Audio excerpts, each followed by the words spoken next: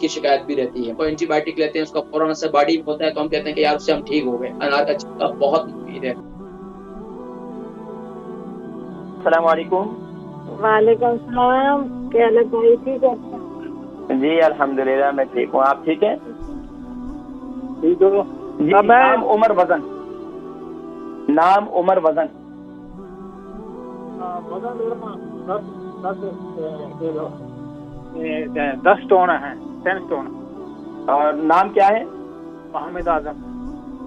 मोहम्मद आजम। मोहम्मद आजम भाई, उम्र कितनी बताई? उम्र 60। अच्छा जी, फरमाइए सवाल क्या? हाँ, मुझे दमा भी है और मसाने भी कमजोर हैं। और मसाने कमजोर है या मसाना कमजोर है? कितने मसाने आपके? मसाने पेशाब जो है जल्दी जल्दी आ जाता है। हाँ, मसाना एक होता है, मसाना एक होता है, मसाना भी कमजोर है। ठीक है। हाँ जी, दमा भी है तो इसलिए मुझे ऐसे। अच्छा ये बताएं, इनहेलर जो लेते हैं वो ब्लू लेते हैं ब्राउन लेते हैं? ब्लू लेते हैं।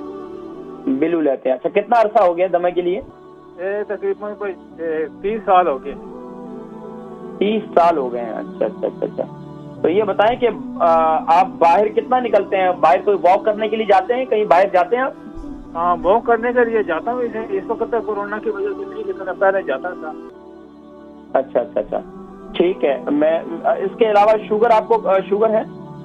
शुगर भी नहीं है, शुगर भी ठीक है अल्हम्दुलिल्लाह। ब्लड प्रेशर कैसा रहता है? ब्लड प्रेशर भी नॉर्मल है, ठीक है अल्हम्दुलिल्लाह। बाकी भूख वगैरह तो सही लगती है आपको ना? भूख वगैरह जो कभी कभी हो जाती है।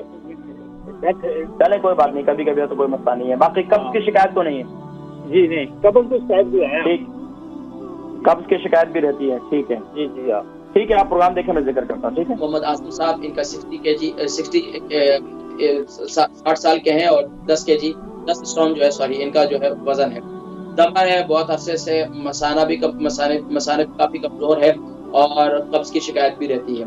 देखिए जी, दमे की बीमारी के लिए मैंने जैसे जिक्र किया, अगर आपको शुगर भी है तो आप इसमें शहद इस्तेमाल न करें, बाकी कलौंजी का तेल और अदरक इस्तेमाल कर लें, अदरक का जूस। तो ये बहुत मुफीद है सुबह के वक्त में। और मसाना कमजोर है, मसाने के लिए आप तिल ले लें, ब्लैक तिल, यानी कि ब्लैक तिल और वाइट तिल, उसको हम वजन ले लें, रात को सोते वक्त हल्दी वाले दूध के साथ इसे इस्तेमाल करें। अल्लाह के हुक्म से इंशाल्लाह मसाना भी बेहतर हो जाएगा।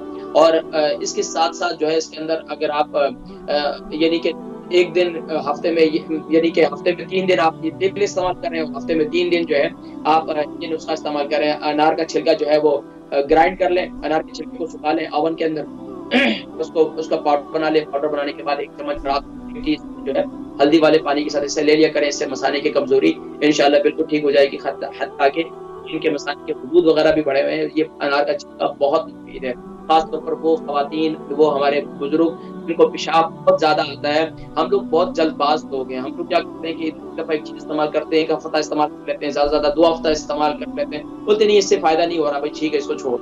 ऐसा नहीं, याद रखिए कि ये तमाम चीजें जो है फायदा देती है, लेकिन हम जो है केमिकल के आदी होने की वजह से हम जल्दबाज हैं, हम जल्दी रिजल्ट चाहते हैं। हम इधर पैरासिटामोल खाते हैं, इधर कोई एंटीबायोटिक लेते हैं, उसका फौरन असर बॉडी में होता है तो हम कहते हैं कि यार उससे हम ठीक हो गए।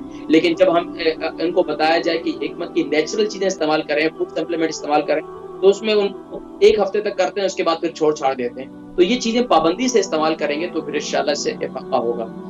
और कब्ज के लिए जो है आप इंशाल्लाह ये इस्तेमाल करें। नहीं तो कब्ज के लिए बेहतर ये है कि आप रात को सोते वक्त जो है इसमें कैस्टर ऑयल हल्दी वाले दूध के डालकर 1 चम्मच इसे इस्तेमाल करें। कब्ज के लिए ये बहुत मुफीद है इंशाल्लाह। और आजकल फिक्स आई नहीं है, यानी कि बड़ी ताज़ी किस्म की, बड़ी अच्छी किस्म की फिक्स आई हुई है आजकल, ये इंजीर। उसको ताज़ी इंजीर जो है वो लेकर खाएं, माशाल्लाह वो बहुत मुफीद है। रात को 2-3 दाने इसको लेकर सोने से पहले इसको खा लिया करें, तो ये बहुत जबरदस्त चीज़ है।